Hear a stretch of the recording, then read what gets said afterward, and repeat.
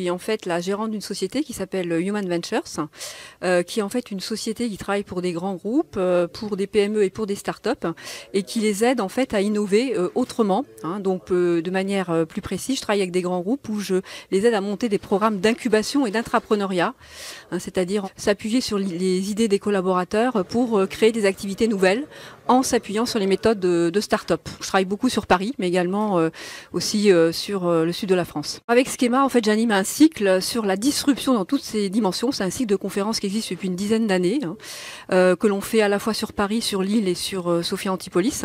Et l'objectif, en fait, c'est d'éclairer le monde en pleine transformation sous le regard de la disruption, en ayant un professeur qui l'illustre sur un thème particulier et puis un témoignage d'entreprise qui vient nous montrer comment lui le pratique au quotidien.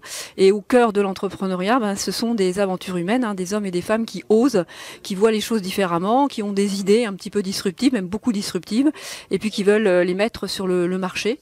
Et donc effectivement, ça passe souvent par des incubateurs, d'où l'incubateur PACAEST. Je suis persuadée que l'entrepreneuriat, c'est vraiment le cœur finalement du développement économique d'un pays, que cet incubateur-là, je le connais très bien, c'est un des meilleurs incubateurs en France, et donc avoir la possibilité de contribuer par mon temps, mes compétences, mes réseaux, en m'appuyant sur les compétences existantes, je ne vois pas pourquoi j'aurais dit non. C'était un plaisir pour moi de contribuer en prenant la présidence de ce comité.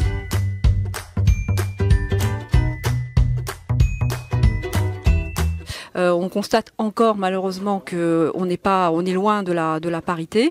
Donc moi je m'y attellerai autant que faire se peut, sachant que je suis absolument pas décideuse, mais en tout cas au moins on peut influencer pour faire en sorte qu'il y ait autant de femmes entrepreneuses que d'hommes, ou au moins qu'il y ait de la mixité dans les équipes d'entrepreneuriat.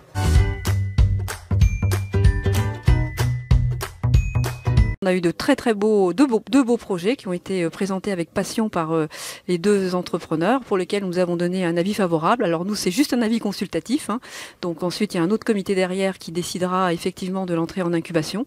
Et en tout cas, on avait deux vrais projets qui relèvent deux vrais défis. Et donc probablement vous en entendrez parler dans la presse.